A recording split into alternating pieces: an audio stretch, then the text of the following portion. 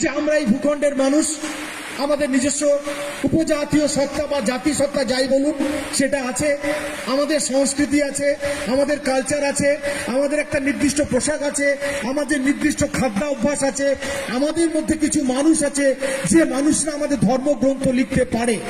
তাহলে এত কিছু থাকার পরেও আমরা কেন এখনো ধর্মীয় কোডের জন্য আন্দোলন করব না? তাহলে এখানে প্রশ্ন, ধর্ম কাকে বলে? আপনারা যাদের কাছে আপনারা দাবি করছেন যে এই সারি ধর্মের কোড চাই, তাদেরকে প্রশ্ন করুন ধর্ম কাকে বলে। সেই ক্রাইটেরিয়া অনুযায়ী আমাদের যদি না থাকে তাহলে আমাদেরকে আমাদের সারি ধর্মের মান্যতা দিতে হবে না। একটা ধর্ম কখন বলে? যে ধর্মের একজন প্রচারক থাকেন বা ধর্মের একজন সৃষ্টিকর্তা থাকেন। মারাঙ্গুরু আছেন তো, আপনাদের মারাঙ্গুরু আছেন তো, যিনি মারাঙ্গুরু আপনাদেরকে সৃষ্টির জায়গাতে প্রথমে নিয়ে এসেছিলেন। কিভাবে মানব জাতির সৃষ্টির প্রথম পর্যায়ে পৃথিবীতে জলময় ছিল, সেই জলময় পৃথিবীর উপর অনেকগুলো প্রাণীকে ডেকে একটা সময় স্থলভূমি তৈরি করেছেন, সেখানে কাশবন হয়েছে, সেই কাশবনে হাঁস এবং হাসিল ডিম পেরেছে, তার থেকে পিলচু আরাম পিলচু বুড়ি, পরবর্তীকালে 7টা জেনারেশন, তারপরে 12টা জেনারেশন গড়ে উঠেছে। তো তাহলে আপনাদের সৃষ্টিকর্তা আছে। ধর্মের স্বীকৃতি দিতে গেলে প্রথম দরকার একজন সৃষ্টিকর্তা, তিনি আপনাদের মধ্যে উপস্থিত। নাম্বার 2, এতদিন এরা বলবে যে ধর্মগ্রন্থ ছিল না। আমরাও জানি, যারা আমরা ভারতীয়, যারা আমরা বাঙালি, যারা আমরা আদিবাসী, আমাদের যে বেদের ধর্ম, সে বেদের ধর্ম যাকে বলি, সেই ধর্ম লিখিত তো ছিল না প্রথম দিকে। মানুষ শুনে শুনে বলতো, জেনারেশন টু জেনারেশন ছন্দের মধ্যে দিয়ে, গানের মধ্যে দিয়ে একটা জেনারেশন থেকে আরেকটা জেনারেশনে ছড়াতো। আপনাদের মধ্যেও তো তাই ছিল, শুনে শুনে মনে রাখা। আপনার দাদু আপনাদের কাছে বলেছেন, আপনি আপনার বাবার কাছে শুনেছেন, আপনার বাবা ছেলের কাছে বলবে, ছেলে তার নাতির কাছে বলবে, জেনারেশন টু জেনারেশন যাবে। কিন্তু একটা সময় পর যখন অক্ষর জ্ঞান আসবে, যখন ভাষা সম্পর্কে বুঝবেন, নিজের লিপি আবিষ্কার হয়েছে, এরপরে তো আর শোনা নয়, যা শুনলাম সেটা লিখিত হবে। আজকের দিনে দাঁড়িয়ে এই 21 শতকে সাঁওতালদের নিজস্ব একটা আদিবাসী ধর্মগ্রন্থ আছে, যেটাকে আমরা বলছি জমসিম বিনতি। তাহলে আপনাদের ধর্মের একজন প্রচারক আছে, আপনাদের ধর্মের একটা বিধান আছে। বিধান মানে যেটা গ্রন্থ, সেটা অলরেডি আমি নিজে কিনেছি, আমি জানি, আমি দেখেছি, ফলে এটা আছে। 2, নির্দিষ্ট জীবন বোধ। আপনাদের জীবন একটা নির্দিষ্ট ছন্দের মধ্যে চলে। সেই ছন্দময় জীবন যেটা অন্যের থেকে একটু আলাদা, ডিস্টিংক্ট ইন দ্য সেন্স, এই পার্থক্য বোঝাতে গেলে আমাদেরকে চলে যেতে হবে ভারতবর্ষের সভ্যতার সৃষ্টির লগ্নে। আজকের দিনে দাঁড়িয়ে আপনারা একটা জিনিস খুব ভালো করে, আচ্ছা শুনতে খারাপ লাগলে কিন্তু আমি বলবো না, মানে যদি বুঝতে চান আমি কিন্তু তাহলে বলবো। এই কারণে বলতে চাইছি, এটা আমাদের জানা দরকার। আমরাও যারা অভারতীয় মানে আদিবাসী, তাদেরও জানা দরকার আমাদের সভ্যতার আদি জায়গাটা কোথায়, আপনারা কোথায় ছিলেন। আমি আমার গবেষণায় প্রমাণ করে দেখিয়েছি, সিন্ধু সভ্যতার যে মানুষগুলো ছিল, আমরা 1920 সালের আগে পর্যন্ত জানতাম না যে আমাদের ভারতবর্ষের সভ্যতা অনেক অনেক বেশি পুরনো। সেটা যীশু খ্রিস্টের জন্মের 3.5 থেকে 4,000 বছর আগে। সেটা জেনেছি 1920 সালে, যখন রাখাল দাস বন্দ্যোপাধ্যায়, দয়ানাম সাহানি, জন মার্শাল এদের হাত ধরে পাঞ্জাবের সিন্ধু নদীর তীরবর্তী অঞ্চলে মাটি খনন শুরু হয়েছিল। তখন আমরা জানতে পেরেছিলাম যে আমরা ইটের ঘর বানাতে জানি। আমরা ইটের ঘর বানিয়েছিলাম, সেই সভ্যতা সেটা কিন্তু আর্য সভ্যতা নয়। যে আর্য সভ্যতার ধারক বাহক হিসেবে আমাদের দেশের প্রধানমন্ত্রী থেকে শুরু করে যারা ব্রাহ্মণ সম্প্রদায় দাবি করে উই আর আরিয়ান, আমরা সেই অর্থে কিন্তু আরিয়ান নই। কারণ আরিয়ানদের আগের যে সভ্যতা, সেই সভ্যতার মানুষ হচ্ছে আমার সামনে বসে থাকা এই মানুষগুলো বা আমরা, যারা ব্রাহ্মণ নয়। তার কারণ ওই আরিয়ান, ওই ইন্ডাস ভ্যালি সিভিলাইজেশনের যে সভ্যতা, সেই সভ্যতার উৎপাদন ব্যবস্থার সঙ্গে যে মানুষগুলো যুক্ত ছিল, সেই মানুষগুলো আজকে ভারতবর্ষের সাঁওতাল, কোল, ভিল, মুন্ডা এই সম্প্রদায়ের মানুষ। এটা মূল স্ট্রিম, মানে মূল জনগোষ্ঠীর মানুষজন তাদের ইতিহাসে সেই অর্থে স্বীকার করতে চায় না। বেশি দিন দামিয়ে রাখা যাবে না, কারণ আপনাদের সমাজের মধ্যেও শিক্ষিত মানুষের আগমন ঘটছে, আপনাদের মধ্যেও আজকে বিদ্রোহের আগুন জ্বলছে। যে মানুষগুলো শান্তপ্রিয়, নিরীহ, সৎ, যাদের মধ্যে আমি আপনাদের কাজ করতে গিয়ে গবেষণা করতে গিয়ে একটা ভালো বৈশিষ্ট্য পেয়েছিলাম, যে বৈশিষ্ট্যটা আমাদের মধ্যে চুরি করাটা একটা স্বাভাবিক কাজ। 10টা লোককে বার করবেন, তার মধ্যে খুঁজে পাবেন 2-1 চুরি করে, অসৎ কাজ করে, মিথ্যা কথা বলে। আপনাদের মধ্যে চুরি করা যে কত বড় পাপের কাজ আমি গবেষণা করতে গিয়ে দেখেছিলাম। ফলে যে মানুষ মিথ্যে কথা বলতে জানে না, যে মানুষ চুরি করতে জানে না, যে মানুষ সৃষ্টি সভ্যতার ইকুয়াল ডিস্ট্রিবিউশনটাকে বিশ্বাস করে, তাহলে সেই মানুষের সভ্যতা আজকের দিনের তুলনামূলক সভ্যতার থেকে অনেক বেশি সভ্য। এটা অস্বীকার করা যাবে না। কারণ আপনাদের শিকার একটা প্রথা আছে, যে শিকারে একটা পাড়ার মধ্যে যদি কোনো বাড়িতে পুরুষ না থাকে, একজন মহিলা থাকে, তার স্বামী হয়তো কোনো কারণে আজ বেঁচে নেই, শিকার থেকে সংগ্রহিত সমস্ত কিছু তারও একটা অংশ আছে। এটা তো আদিম সাম্যবাদী সমাজের ইতিহাস, আপনাদের ইতিহাস। সেই ইতিহাসের মর্যাদা আজকে আপনারা নিজেরা দাবি করতে পারেন না বলে মনে হয় আজকে সেই জায়গায় নিজেদেরকে নিয়ে যেতে পারেনি। এটা আপনাদের দাবির জায়গা। কারণ পৃথিবীর সৃষ্টি থেকে আজ পর্যন্ত পৃথিবী সমতায় বিশ্বাস করে। অসমতা যেখানেই হয়েছে সেখানেই বিদ্রোহ হয়েছে, অসততা যেখানেই হয়েছে সেখানেই আন্দোলন হয়েছে। ফলে এটা সত্যি কথা যে আপনাদের সভ্যতায় কেন আমি আদিমতম বলছি। এরপরে যখন সিন্ধু সভ্যতা আবিষ্কার হলো, সারা পৃথিবীর বিখ্যাত গবেষক, পণ্ডিত, দার্শনিক তারা বললেন যে ভারতবর্ষের সভ্যতা অনেক বেশি প্রাচীন। আমরা তারপরেও গবেষণা চালিয়ে গেলাম। একজন ফরাসি গবেষক তিনি বললেন সিন্ধু সভ্যতার আগেও ভারতবর্ষে একটা সভ্যতা ছিল। কি সভ্যতা? তার নাম মেহেরগড় সভ্যতা, যেটা বালুচিস্তান প্রদেশের বোলান নদীর তীরে গড়ে ওঠা সভ্যতা। সেই সভ্যতার মানুষ মাটির হাড়ি বানাতে জানতো, মাটির ঘর বানাতে জানতো, চালা করে দোচালা বিশিষ্ট ঘর বানাতে জানতো। আদিবাসী সমাজের গ্রামগুলো চলে যান, প্রত্যন্ত গ্রামগুলো চলে যান, তাদের বাসনপত্র দেখুন, তাদের খাদ্যাভ্যাস দেখুন।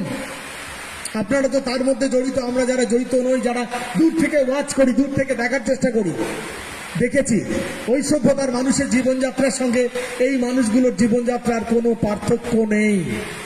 তাহলে প্রশ্ন হচ্ছে আপনারা কোথায় পিছিয়ে জায়গা কোথায় বলুন তো?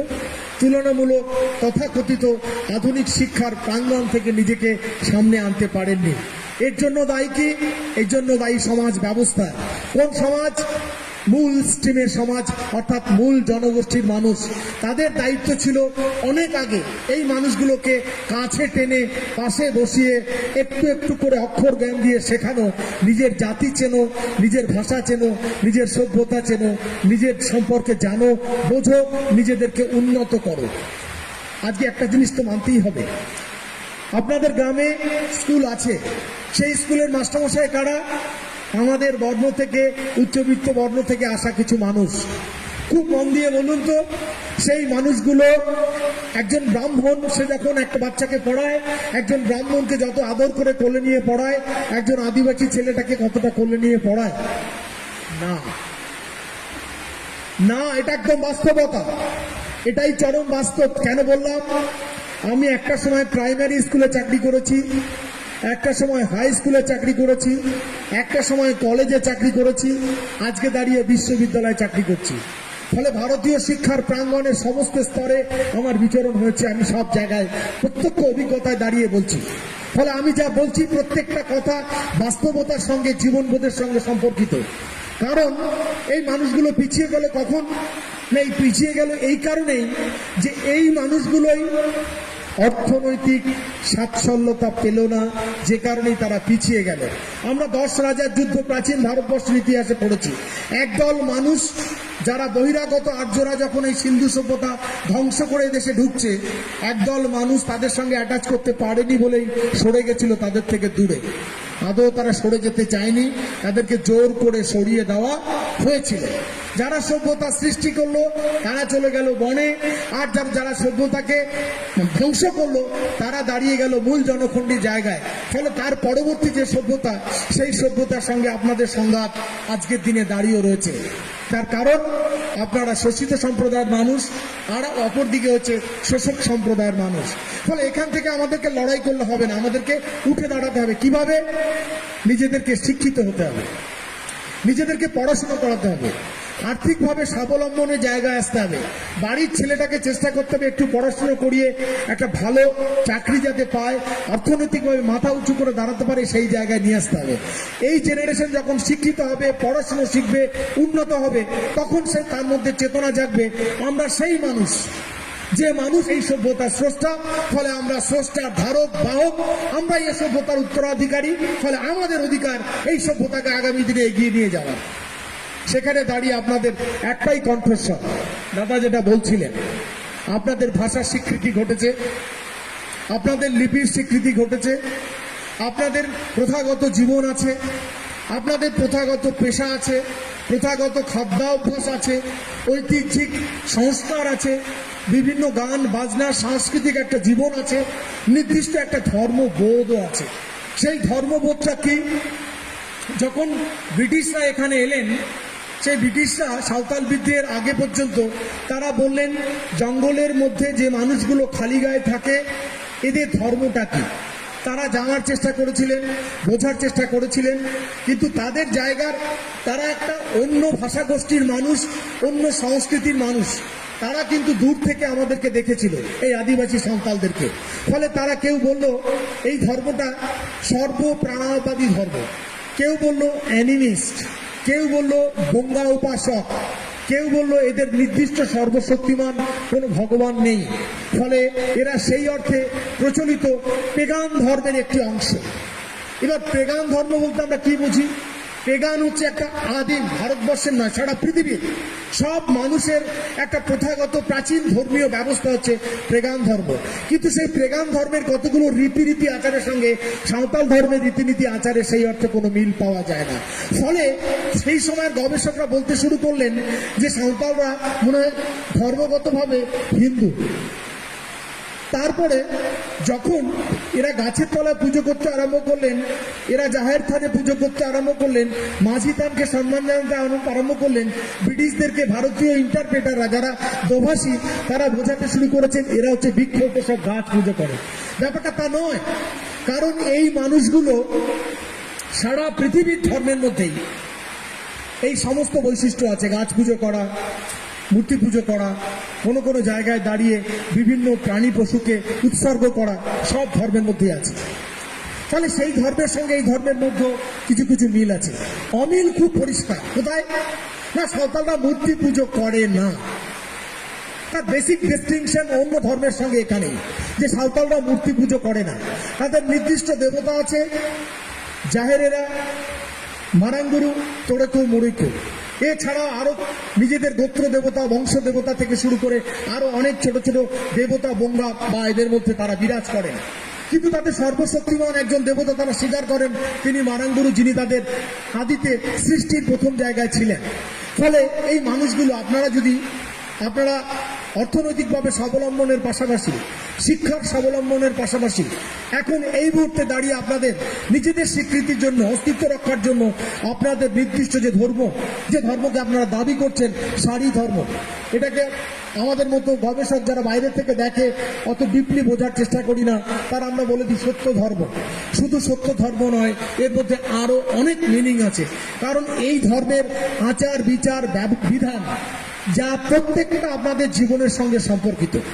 একটা শিশুর জন্ম থেকে মৃত্যু পর্যন্ত যা যা রিচুয়ালস আপনাদের হয়, সেই নিমতিতা থেকে শুরু করে সমস্ত পর্বণ, একটা মানুষের ভান্ডান থেকে শুরু করে মারা গেলে তার বিবাহ ক্রিয়া, প্রত্যেকটা অনুষ্ঠানের সঙ্গে আপনাদের ধর্মের নির্দিষ্ট একটা রিলেশন বা সম্পর্ক রয়েছে। ফলে সেইখানে দাঁড়িয়ে আমি আপনাদের ভেতরকার অভ্যন্তরীণ দ্বন্দ্বের কথা বলবো না, যেটা দাদা বলছিলেন যে সত্যি সত্যি নিজেদের মধ্যে কিছু মানুষ আছে যারা বলছে অতীতটাকে ভুলে যাও। ওই মানুষগুলোকে বলুন অতীত ভুলে গেলে অস্তিত্ব ভুলে যেতে হয়। কারণ tradition is the one of the distinct characteristics of a civilisations. when he or they lost their tradition, they also lost their humanity and their culture also. যখন কোনো জনগোষ্ঠী নিজের প্রকৃত ঐতিহ্য প্রথাকে হারিয়ে যায়, সে তার জাতিসত্তাও হারিয়ে ফেলে, নিজেদেরকেও শেষ করে ফেলে। ফলে ওদেরকে বোঝান যে দাদা আমাদের অতীত ঐতিহ্যই আমাদের কাছে মূল্যবান। সেই ঐতিহ্যের পথ ধরেই আমাদেরকে নিজেদের আগামী জেনারেশনকে যেটা দিয়ে যেতে হবে সেটা হচ্ছে সেই উত্তরসূরিদের পূর্বপুরুষদের কাছ থেকে পাওয়া যে জিনিস, সেই অমূল্য সম্পদ উত্তরসূরিদের কাছে আমরা দিয়ে যাব, আমরা বিভাজিত হব না। ফলে আপনাদের এই শাড়ি ধর্ম আগামী দিনে আশা রাখবো কোর্ট স্বীকৃতি পাবে। তার কারণ আজকে আপনারা জানেন কিনা জানি না, আমি কিছুদিন আগে বাংলাদেশ থেকে ঘুরে এলাম। বাংলাদেশের এক এমপি, আপনাদেরই সাঁওতাল বোন, সে আমাকে ডেকেছিল, তার বাড়িতে আমি গিয়েছিলাম। তিনি আমায় বলেছেন যে স্যার, আমরা এই দেশে সেই অর্থে খুব শান্তিতে বসবাস করতে পারছি না। স্যার যেটা বলছিলেন, আজকে যদি নিজেদের ধর্ম কোড হয়, আমরা জানি এনআরসি চালু হচ্ছে, সেই এনআরসি চালু হলে একটা দিন ওই মানুষগুলো যদি মন চায় ওখানে নয়, বাংলাদেশে নয়, এদেশে থাকতে পারবে, তাহলে তারা কিন্তু আসতে পারবে। কিন্তু এনআরসি চালু হলে আর আপনাদের নিজস্ব ধর্ম কোড না থাকলে, নিজেদের ডিস্টিংক্ট আইডেন্টিটি না থাকলে, তাহলে কিন্তু সেই মানুষগুলো ওখানে দাঁড়িয়ে শেষ হয়ে যাবে। ওই মানুষগুলো এদেশে হয়তো আর আসতেও পারবে না। ফলে সার্বিক আন্তর্জাতিক ক্ষেত্রে সাঁওতাল জনগোষ্ঠীকে একটা মর্যাদাপূর্ণ জায়গায় প্রতিষ্ঠার ক্ষেত্রে আপনারা যে আন্দোলন করছেন, সেই আন্দোলনকে একজন আদিবাসী গবেষক হিসেবে আমি আপনাদেরকে সাধুবাদ জানাই, আমি আপনাদেরকে শ্রদ্ধা জানাই, আমি আপনাদেরকে জহর জানাই, এবং সেই সঙ্গে সঙ্গে বলি আপনাদের সবাইকে আরো একবার শুভেচ্ছা, অভিনন্দন, প্রণাম জানিয়ে বলি, নিজেরা নিজেদের জাতিসত্তায় অটুট থাকুন, শাড়ি ধর্মকে বাঁচিয়ে রাখুন, এর কোডকে আদায় করে ছাড়ুন। তাহলে আগামী দিনে বেঁচে থাকবে সাঁওতাল, তাহলে আগামী দিনে বেঁচে থাকবে এদেশের আদি সভ্যতার মানুষজন। এইটুকু বলে সবাইকে নমস্কার জানিয়ে আমি আমার কথা শেষ করলাম।